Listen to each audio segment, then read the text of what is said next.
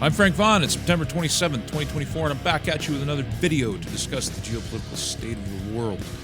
Vladimir Zelensky has completed his U.S. trip, pitching his plan for World War III to U.S. leaders, and some of them, including the sitting president, who barely knows where he is, so I should probably say the staffers who control his Twitter account, seem to have listened to him and are looking to aggravate further the conflict in Ukraine rather than getting back to the table. Now, this was such flagrant election interference in the United States that I don't think Zed had any choice but to sit down with Donald Trump as well. So he presented himself at Trump Tower and had a conversation with Donald Trump. And I think everybody should go and check out the little bit of media that they did, because there's clearly tension there, and Trump dominated. And Trump wants peace. And it takes two people to sit down at a table. Now, the Russians have been waiting and willing to sit down at many different times, but it is the West that stonewalls peace and continues to ensure that hundreds of thousands more lives are thrown away needlessly. Again, the killing should stop. It is useless. It's pointless. Peace was on the table, and it was the West that ripped peace off the table. Now, hopefully, the Russians show restraint in the coming months until we can get through the election at the very least, because the election is the only shot we have at peace. Now, the title of this video will have something to do with Pierre Poilievre. I've already made up my mind about that because I want to discuss Pierre Poilievre. And this is one of the biggest shortfalls of the Conservative Party right now, is their pro-war stance on Ukraine. Again, there just doesn't seem to be a voice in Parliament talking sense. However, if Donald Trump wins the election, the state of the conversation will change. We will go from trying to destroy the planet to trying to save the planet. We may be successful. We may not be successful. But the conversation in the entire Western world will change, because that is how things have worked in the West as long as I've been alive. Where the Americans go, everybody follows in their own ways. This notion that Poilievre is just MAGA North it's absurd, because it doesn't even approach it. If it did, he'd be calling for peace in Ukraine. But that being said, there's this idea that permeates political conversations that Poilievre is just more of the same, and the Conservative Party in its modern form is just a liberal party, just painted blue. And when we were talking about this very subject under the leadership of Andrew Scheer and under the abysmal leadership of Erin O'Toole, there was a lot more point and structure to that argument. However, where is the CPC now different? They're very different when it comes to common sense issues like women's only spaces and the entire notion of gender ideology. They've been very outspoken about their common sense approach to that, which is male is male and female is female, and women should be protected from predation by males dressed in dresses. I think that's pretty common sense. And your children should be protected from predation by those who use or want to use public education and other vehicles to corrupt the minds of your young before puberty and encourage them to walk a life of a different gender identity, even though it's going to be nothing but destruction. Another way that they're different is the opposition to the carbon tax. Erin O'Toole was very wishy-washy on the subject, talked about carbon prices versus carbon taxing, all this stuff.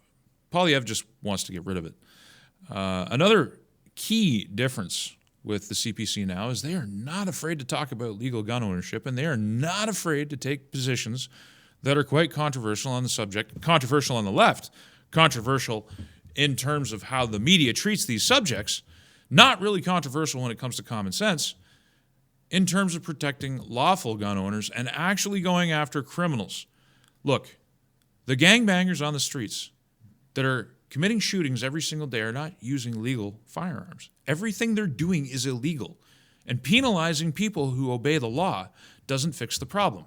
It's just common sense. Not only will they repeal C-21, there's reason to believe that they will further enshrine the rights of Canadians to own firearms. Actually, I shouldn't say rights because we don't have rights, but will further enshrine and empower legal, law-abiding gun owners to maintain ownership of their firearms.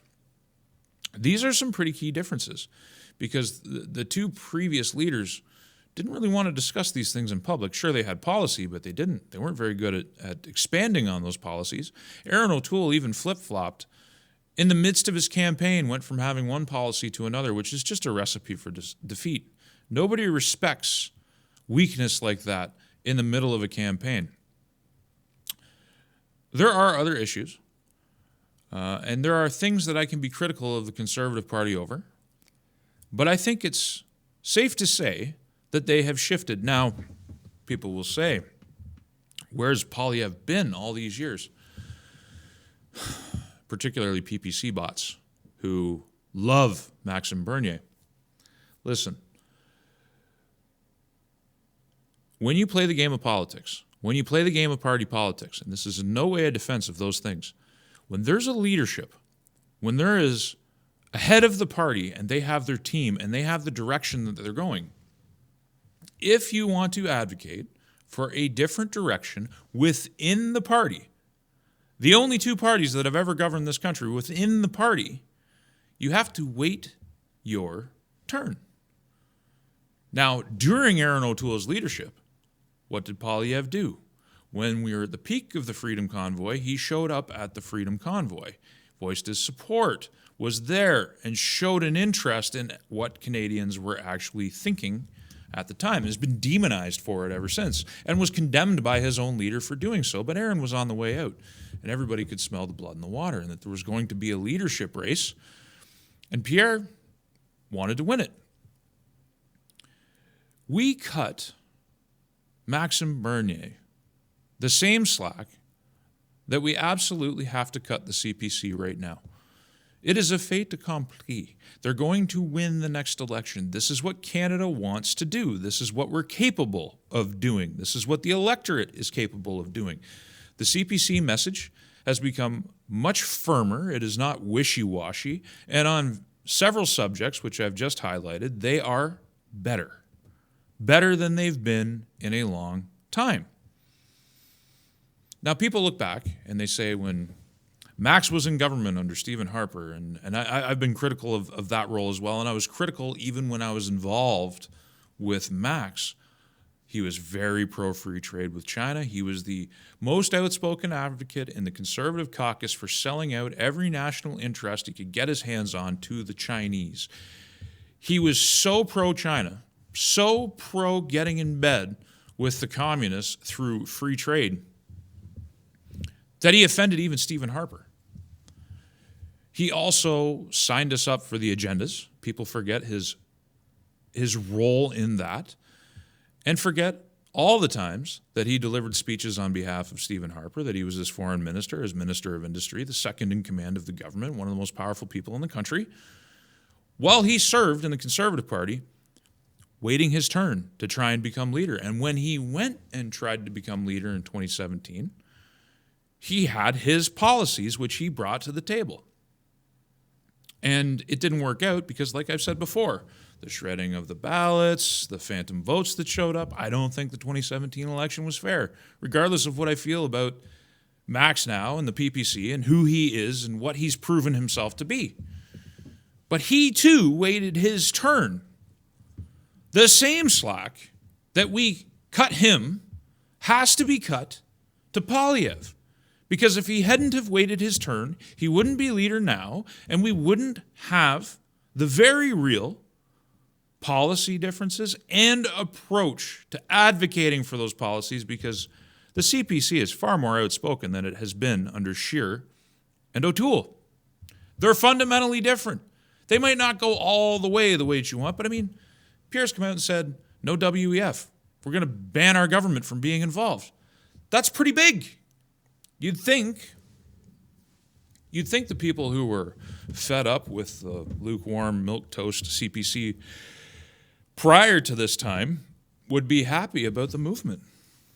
But there's a decided group of people who are still whining and wailing and just wanting more. Look, this is how progress is made. Look at the polls. Look at the position he's in. Even if you don't like the CPC and even if you don't like Poilievre, they must have their chance. The electorate is willing to do this. And if you put them in office and they fail, then there might open up another opportunity for something different. But as it sits right now, the PPC was completely discredited in 2019. Actually, I should say end of 2019, the beginning of 2020, when Max went on vacation instead of continuing to be a leader. And hiding the fact that he was drawing a huge wage from his membership until after the election, and up to this point, using most of the money that he's raising to pay himself and his friends on the staff.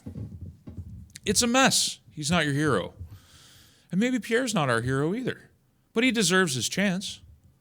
And he's going to get his chance, because that is what Canada can actually get done in the immediate future.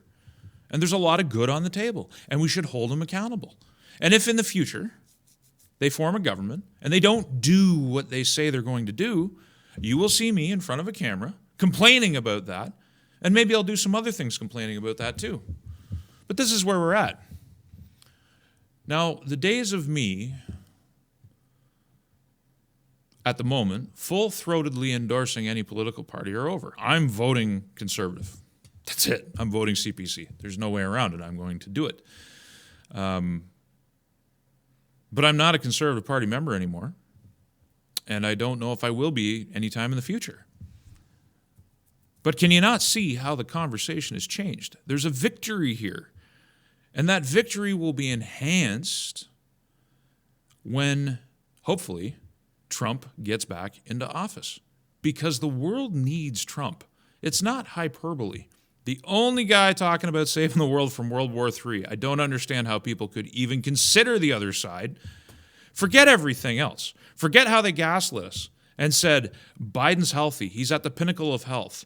And Joe Scarborough, 6 o'clock in the morning on primetime television, telling his viewers to go F themselves, actually said F you, if you don't think that Biden's at his peak of intellectual brilliance, just before the debate showed that he's barely even there. The man's not leading the West. The guy's on a beach most of the time. I don't know who's in charge. Hopefully it's not the gender diverse Rainbow Brigade that they have ensconced in the White House right now. It's bad. And Kamala doesn't even know where she is. The reason they didn't pull Biden is they're just like, please God, keep that man together long enough to win the election, and then we will get him out of there as fast as possible, and then Kamala can assume it. They have to keep her out of view because she's so vacuous. She has such a terrible record. She is a far-left politician who doesn't even know where she is. I actually have sympathy and respect for the situation the Democrats found themselves in, as evil as they are. And it's not just the Democrats. It's also a lot of people in the Republican Party, too, the bad Republicans. Not the people, the neocons, who support the Democrats now. The choices they had were so bad. You have a senile old man who shouldn't be there, and you have an intellectually vacuous airhead, and you got to try and package up and sell one or the other. That's a really tough choice. That's a bind. But it was so bad for Biden, they had to go with Kamala, and this is why she doesn't want to give interviews that aren't friendly. This is why she doesn't want to debate unless she can pick the moderators, pick the network. They did the ABC debate. Her best friend was responsible for setting it up. They probably gave her the questions ahead of time. They changed the lighting so Trump looked like...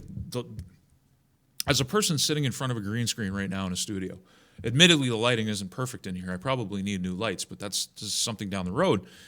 The way you light people affects how people perceive them. And they lit Trump a certain way, and they lit her a certain way. And they put the lights right in his face so that he couldn't stare straight ahead. He had to constantly keep moving his eyes. It was set up to fail, and the man still walked in there and did a half-decent job. Kamala refused 2 other debates, and now she wants to complain about the fact that Trump doesn't want to do it after voting has started. His position is entirely reasonable, just like his position on getting peace done and saving the world. It just blows my mind. But if Trump gets in, everything changes and the conversation changes. Another thing about the Conservatives that I've heard is that they talk about economic migration. And it's the sound of their rhetoric is almost very status quo. It's almost shruggy. It's almost like, they don't want to come right out and say something. And maybe they don't. Look, one of the reasons I don't like politics is it's a game of... I'm a pragmatist, but I am not pragmatic enough for politics. I tried it once. I did the best I could with it. Once again, my screen shut off. Hopefully it doesn't interrupt the video too badly. I did the best I could without compromising myself, and there's still some things I regret. I had to advocate for certain ideas I didn't think were bad ideas, but I didn't think were necessary. So, I mean, it's water under the bridge now. When you're trying to convince the electorate to vote for you, you got to thread that needle. And if you want to do it honestly, you don't want to lie to people. So you have to be very careful with what you say. The immigration problem, the mass immigration problem that is driving up your prices, that is making Canada unaffordable, that is breaking our social services. Anybody that says any other thing except foreign investment and mass immigration are responsible for inflation and breaking the economy, except for printing money, that's the other cause, and the only reason we're printing money is because everything else is broken. If they don't include mass immigration as the principal cause, they're gaslighting you, they're lying to you, or they just don't know what they're talking about. This is a problem. I don't want to say it solves itself, but the pivot is coming on it, regardless of who's in office. I don't care if you elect Jagmeet Singh. They're going to pivot on it. They're already pivoting on it. Justin Trudeau tweeted one of the most reasonable things I've seen about a week, 2 weeks ago, but it only existed for 5 minutes before he deleted it. And I'm not going to get into what it was, but it was to do with people taking advantage of the immigration system. Canada is being indecently assaulted, thoroughly taken advantage of. We're used as a resource colony. People are gaming our refugee system. People are gaming our asylum system. People are gaming our international student system. It's breaking us. It's going to change.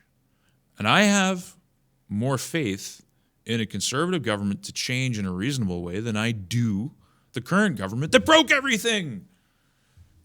These people talk about making things better for Canada. Things have not gotten better. They've only gotten worse under their leadership. I can't fathom, and it's the same thing with Kamala, I can't fathom how they can pose as change candidates for the very things and problems that they created and brought into being.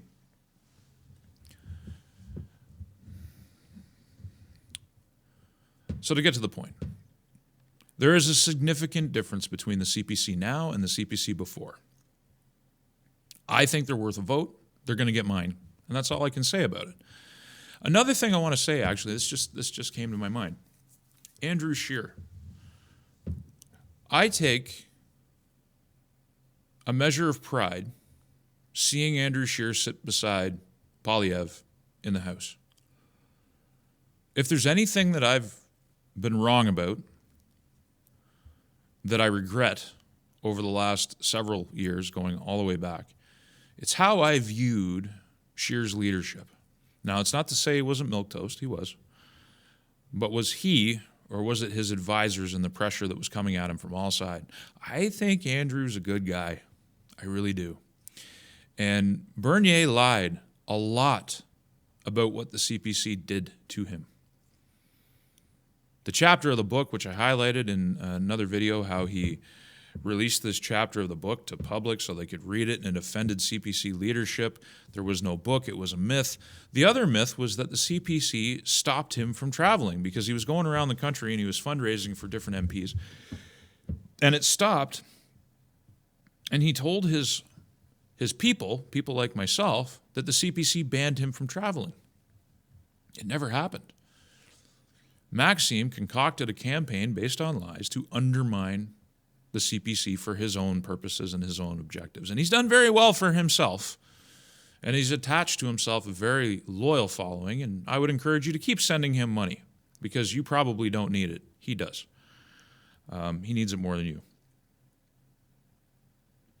I don't think Andrew Scheer was a bad guy.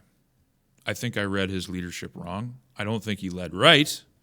I don't think he led from a position of strength, but man, he looks like a champion compared to Aaron O'Toole, to be completely honest. And I feel good to see him sitting beside Poilievre. It sends a really good message to me now that I know the full truth, because back then, I didn't. You think people are being honest with you. They aren't. There's so many liars and bad people involved in politics that it really does drive an honest man to want to run in the other direction. And I have nothing but respect for people who do. Anyway, I think that's enough for today. If you like the work and you want to support it, please do. Look, I want to say, I don't have a bad life. Things have changed for me. I have a nice house. My kids are comfortable. They've got space to roam in. This is not 2019 and 2020, where things were very different for me. I was, I think if people knew the conditions that I was living in at the time, first off, you'd know that my wife married me for love, not money. But, you might find it quite surprising. And that has changed. I live in a clean house. It's sealed. It's not drafty. It's not buggy. Unlike many people out there right now, I'm not housing insecure. I'm here. But that being said, the one thing I don't have is money. You got to have some money to grease the wheels. If you want to support the work, you can. Via the website, you know how to do it. But there's no paywall, there's no advertising, and there's not going to be. This is a freely given thing. If you want to support it, you can, but you don't have to. And that's the end of the pitch.